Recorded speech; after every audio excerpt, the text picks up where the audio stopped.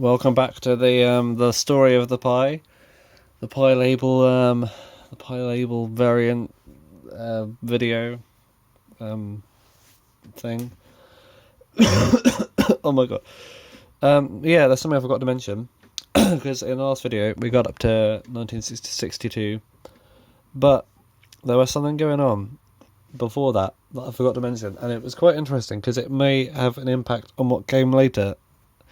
And that is, while Pi over here were doing this purple thing again since the 50s, they were put in charge of distributing an American label, and they kind of copied the design of the original American labels, but on a British record.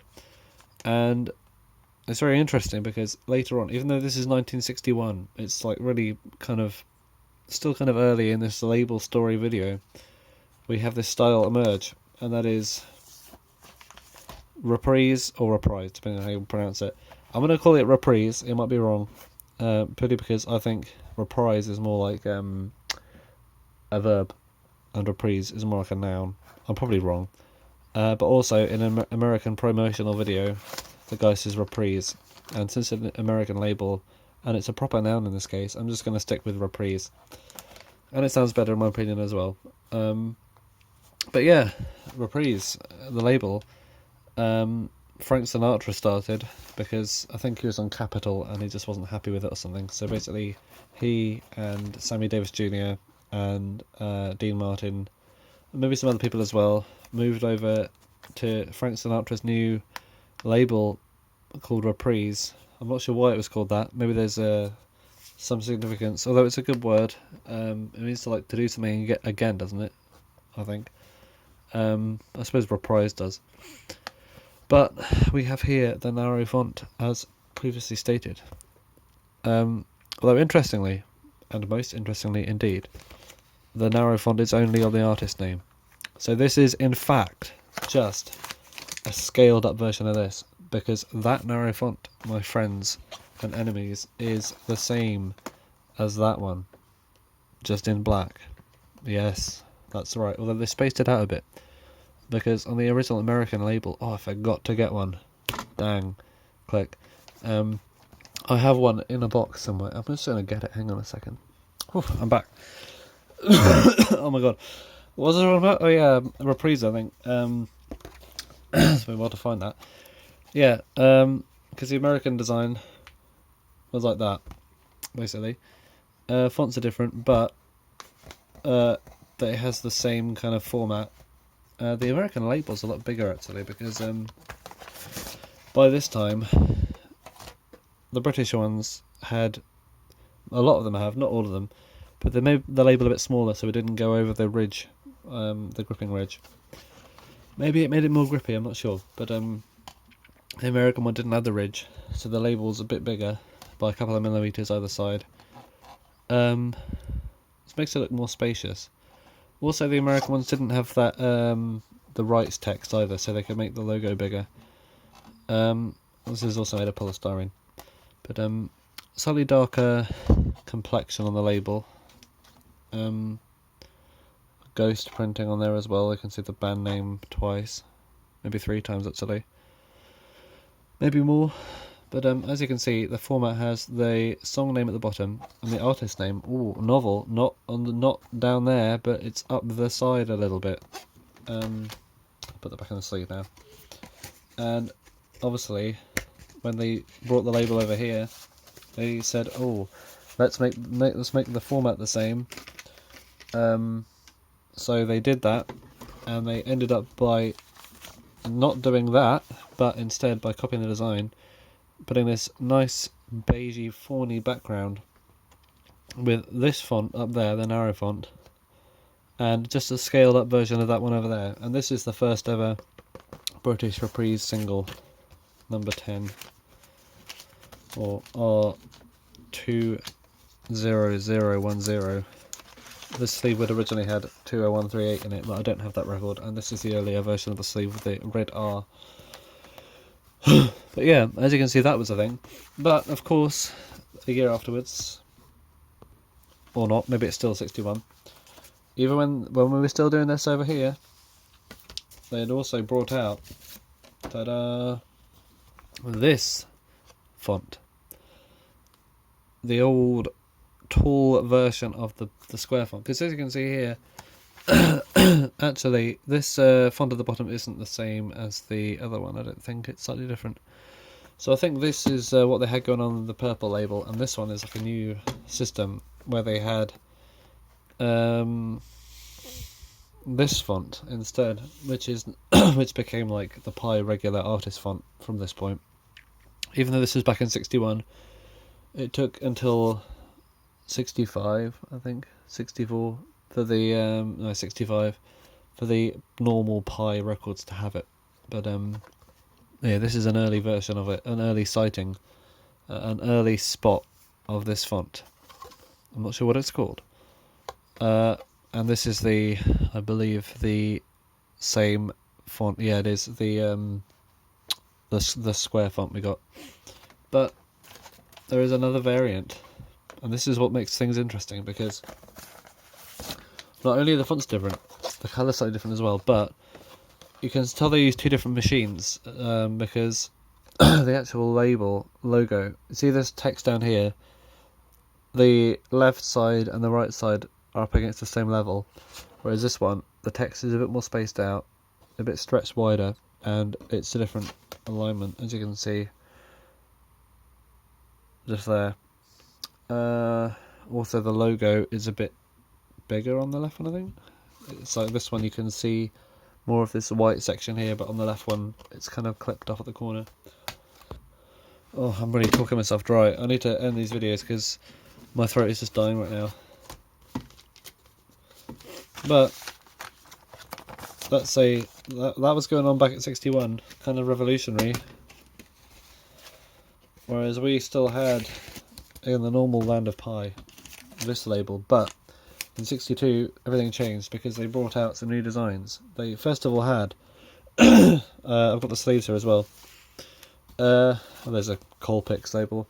Again, I have also brought with me the American pressing as well. Hang on. Yeah, this is the earlier version of the label. I like it more, but this one with the logo at the top, I think they're both from about 63. That was what the Pi were going for, basing it off that one. Although this is a slightly cheaper printing because they just had, I think it was gold paper instead of gold ink. I think maybe white underneath. I'm not sure, but it's just black on top of gold instead of this whole printing thing. The American printing was obviously more advanced than the British one, unfortunately, which meant the British labels are kind of drab compared to the American ones, unless they really put money into it. And even the best printed British labels don't seem to be that great, unfortunately. But yeah, they always have slight alignment problems by the looks of it. But the American ones, I don't know how they did it. It's perfect. It's like book printing on a label. Maybe someone who knows about printing can tell me what was the difference here. But this one's just printing blocks on a piece of paper. This one is like, a proper printed thing. It still uses printed type, but the actual label background is a nicer thing. The alignment's always perfect, well, most of the time anyway. But that's that version there. Columbia Pictures Colpix, a weird name for the label. I like it though. And these are the other ones. We had in 62, instead of having the purple and the blue Pi and Pi International designs, which I'll just bring up again as I can. Instead of having these, whoa, kind of boring but interesting at the same time. It's like, purple's nice, blue's nice, gold is nice, but come on, we need to change things up. It's 62 now. Everything's like swinging. EMI came out with their silver on black designs. So Pi thought, oh yeah, let's make some designs as well. And they came up with the regular Pi, this gorgeous like magenta sleeve and label with the Pi logo on the left for a bit of difference. And also having the label on the left means you can have more space for the art. You got all this space for the artist and all this for the song title instead of having them both at the bottom. So that was a good idea. Good design this, although the unauthorized has a Z, the American spelling for some reason. That's the regular Pi. They also had the Pi Jazz instead of having the black version of the normal label, no, we got this brand new thing,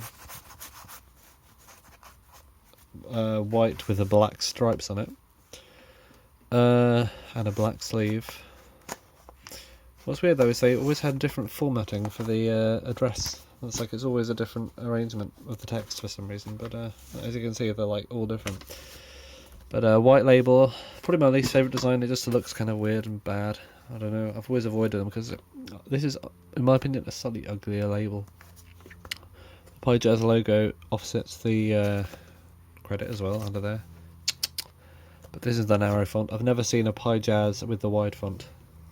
Or not the wide, but like the square font. This here is of course a square font. There are examples of both. I'll get to that in the next video when I'm not so throaty. Piccadilly, as you saw in the first video, we have both variants of the font on these labels, but this is the narrow one. Not a similar arrangement to the PieJazz. We have a black background with a thing on the left, a stripe, the logo there. Yeah, similar format, isn't it? I prefer the Piccadilly though, because it's like, wow, it's a black label with this flash of red on it, like bright red. I mean, you know, oh, the red on that. And the position of the yellow thing not being perfectly level like the Liberty logo, which it probably is kind of similar to.